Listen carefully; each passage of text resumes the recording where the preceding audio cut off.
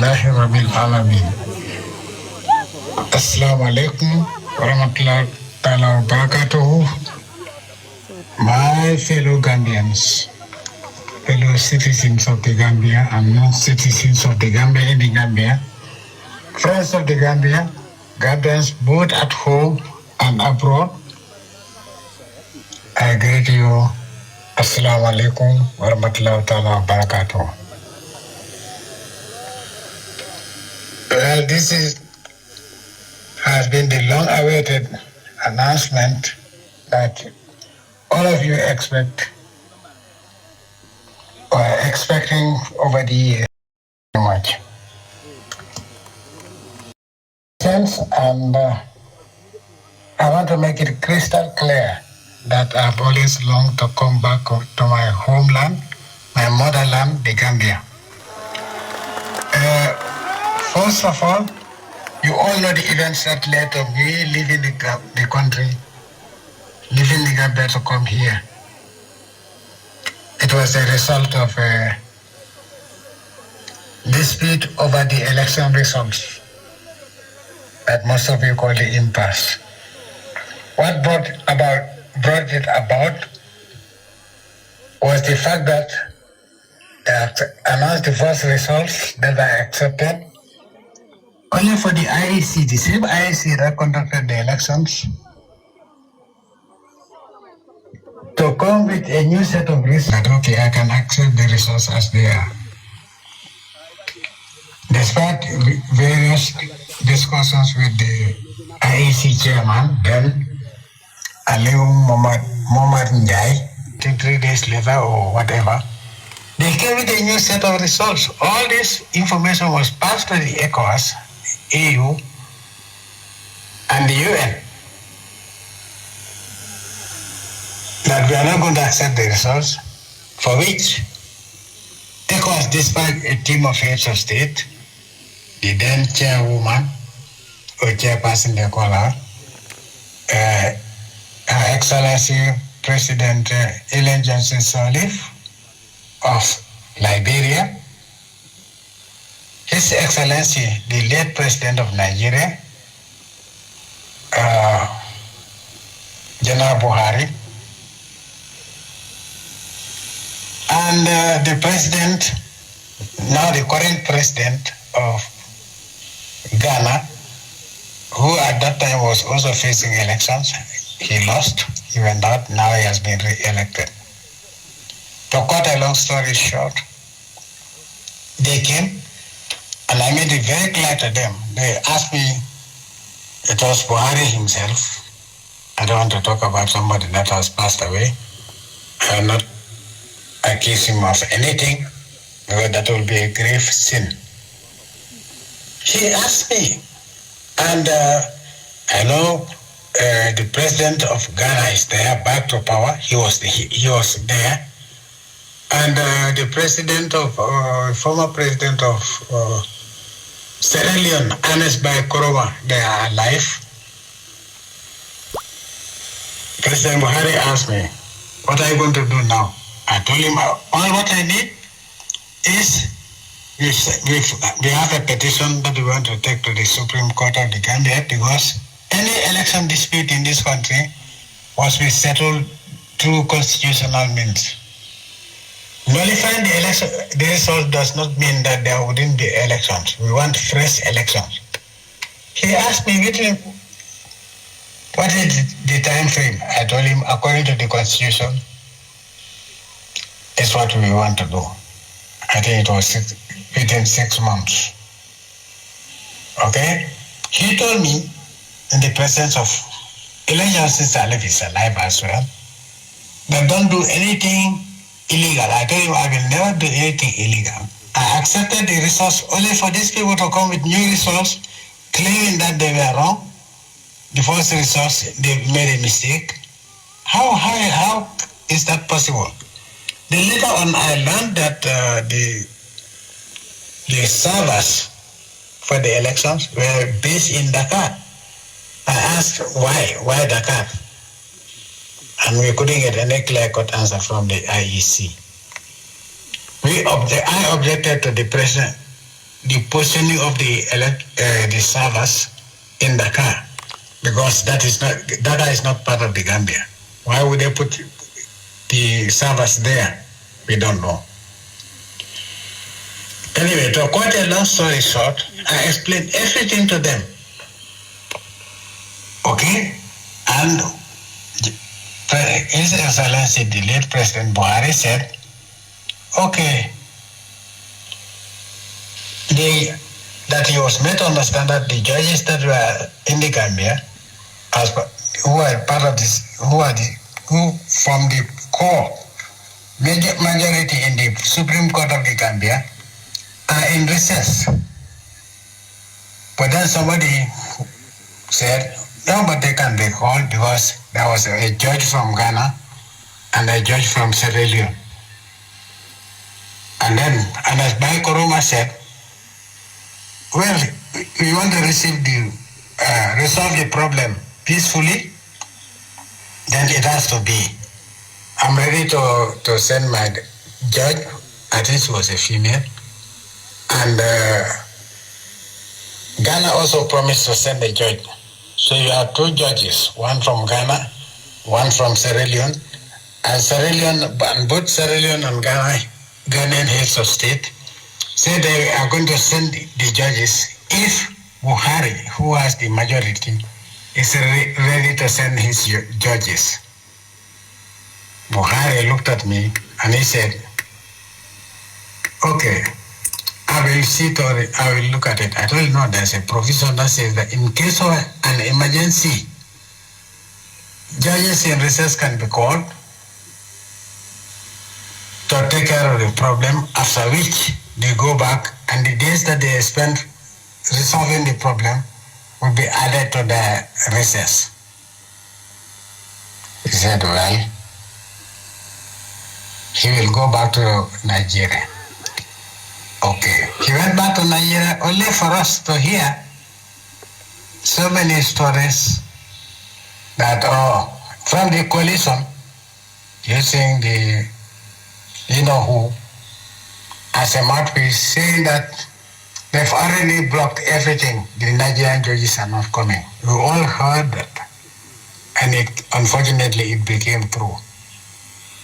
The next thing we heard was a meeting in Mali. Africa-France summit, where the former president of France, then he was the president, Aaron was invited there. I was not invited. He held his hand and said, this is going to be the president of the Gambia, whether anybody likes it or not. So he is the president of the Gambia and you should accept him as president of the Gambia. Okay. Well, he's not a member of, France is not a member of the ECOWAS. France is not a member of the AU. France is not a member of Africa. So, a meeting, an emergency meeting to which I was not invited to go and defend myself. My delegation, I sent a delegation. They were not allowed to enter. So also ECOWAS held an emergency meeting in Abuja, to which my representatives, there was a dispute as to whether they were allowed to enter, but they were not allowed to speak. But they were blocked 3 days in Dakar, because at that time we had to fly through all flights were based in Dakar, and they had to go to Dakar. They spent 3 days in Dakar. Whatever happened, I don't want to speculate. Only for me to let them know that the AU has taken the matter to the UN Security Council. That's a long story. That's a story of its own. And then other declarations were being made. Then ECOWAS, all of a sudden, the then ECOWAS secretary or president or whatever, we used to call the ECOWAS secretary general, made an announcement giving me an ultimatum that I have to leave.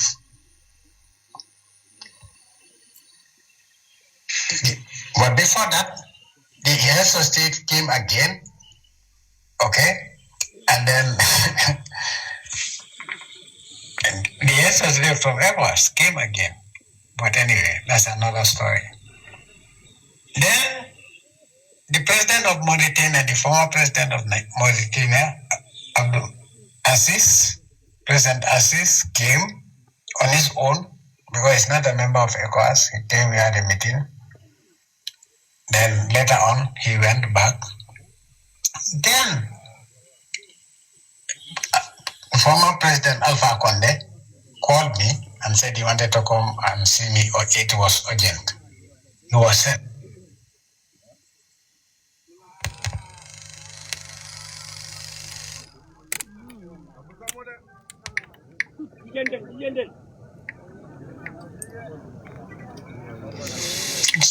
Sorry, the audio was cut off by a call. Okay. Then he told me he was coming. I said, okay, you can come, but provided that you come with the president of Mauritania, who was a friend of mine, and still is a friend of mine. And then you can come with him because he was the first person who came solo to come and see me. Okay. He said, okay, I will do that. So he contacted the president of Mauritania, who agreed to come the same day with him. They'll meet in the Gambia, and then that was agreed, and they came. And then it was then that Alpha Conde called the UN Secretary General, and I was informed that the representative of the UN Secretary General in West Africa,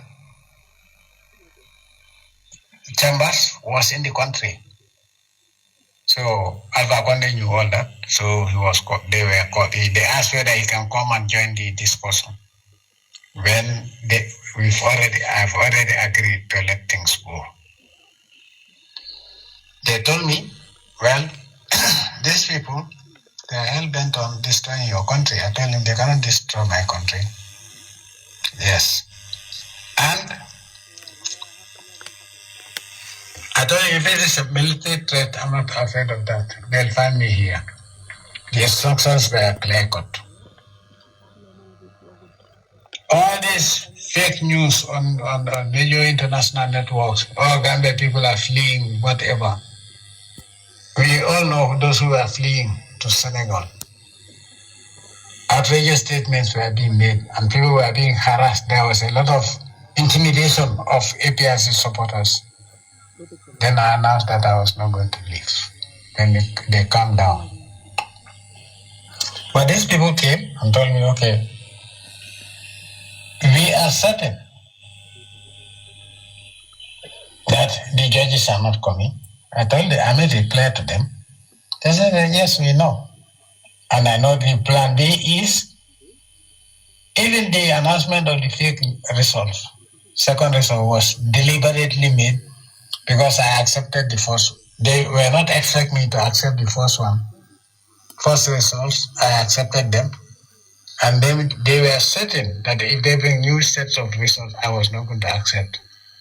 Because the objective was not a democratic change of government.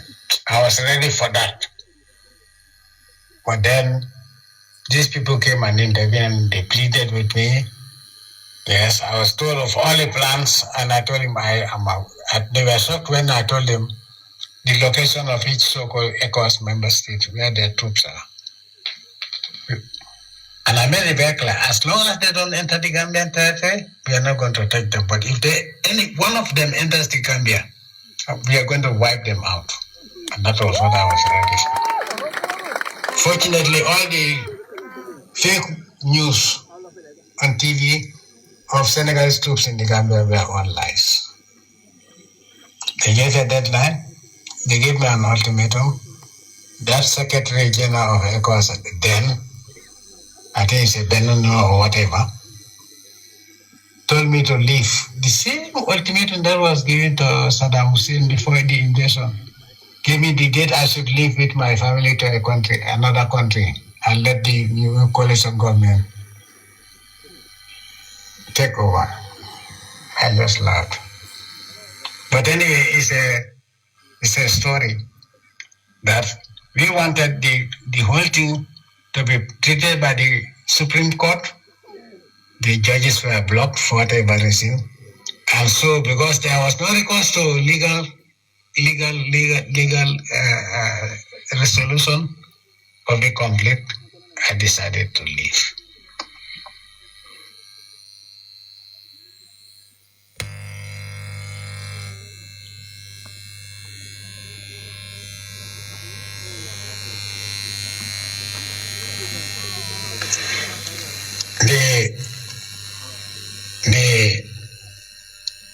Sorry about the cut off.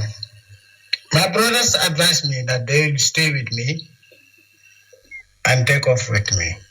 I told them, no, there is no need. They told me not to use my aircraft. I told them I'm going to use my aircraft and see who's crazy enough to try to shoot it down. But they told me you have to consider that your family is there, your entire family. You're flying with your entire family. Yes.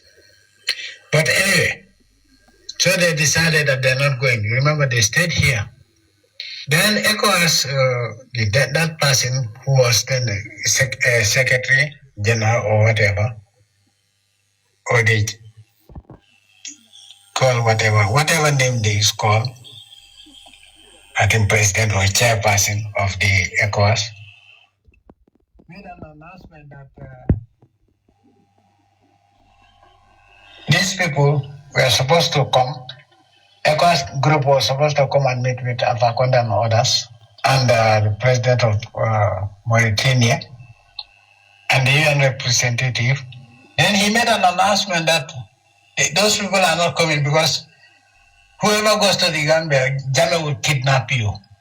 That was what was said officially by ECOWAS, that I'm going to kidnap them. Anyway, it's a long story. So Gambia, I think you heard all what was going on if you were listening to the media. And so I decided to leave. But the agreement secured by Alpha Conde and President Assis, together with then Chambers was authorized to sign on behalf of the UN Secretary General. Okay? When Alpha Conde made the call, I was there. So the whole draft memorandum of understanding was drafted in my presence. And then it was announced in my office. I made the announcement that I'm leaving. What was agreed in the memorandum of understanding is very clear. So if you want to know, go to the UN website. And of course, I'm happy that Khalifa Saleh was told to sign by, he said he was authorized to sign. Then Adama Barrow, President Adama Barrow was in Dakar. Okay? So, that one was given to Khalifa Saleh signed the agreement, okay, for a fact, and Chambers signed for the UN Secretary General, okay, I signed, and then Alpha Conde and others signed, I think so, yes. So there were guarantees, and that they pleaded with me to leave. ECOWAS pleaded that these people, the coalition said that they are not, because originally I wanted to go back to my farms. I was told by all these groups that the coalition is not comfortable with you being in the Gambia. Yes, because you have massive support from the people and from the military. And I made it very clear in the argument that if somebody is elected and he doesn't want to be guarded by his own people, then the election, there's something wrong with the election. Because I've never brought foreign troops to protect me. because of the election. And we post not that. They know that. We can wipe them out in a minute. But we're not going to do that. I'm not going to do that. I don't want any child, Gambian child, to be a refugee. We know the conditions of the refugee camps. I don't want any Gambian woman, any Gambian for that matter, to flee the country for whatever reason because of Jammeh. I love the country and I have to live in peace. Leave the country in peace. And that was why I decided to leave, to give them a chance. They told me, you have to go outside of the country. Something I rejected before. They pleaded with me and I said, okay, I looked at it. I watched CNN. I saw people that were moving in other parts of the world, refugees, and the way they are treated. I said, okay, I don't want any Gambian, my friend or my family or my enemy, to go through this very, very, very humiliating treatment. That is not what I have for the Gambians, all Gambians for that matter. And so I decided to, they said they are going to stay with me. Alpha Conde and Assis of Mauritania. And they took off with me. The rest is history. It was agreed that I can leave and come back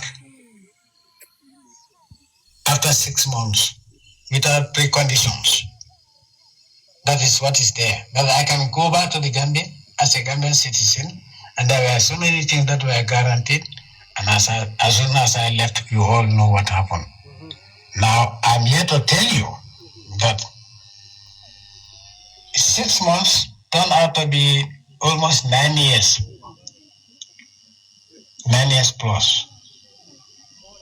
And today, I want to announce to you that come November, this November 2025, I'm coming back to the Gambia with great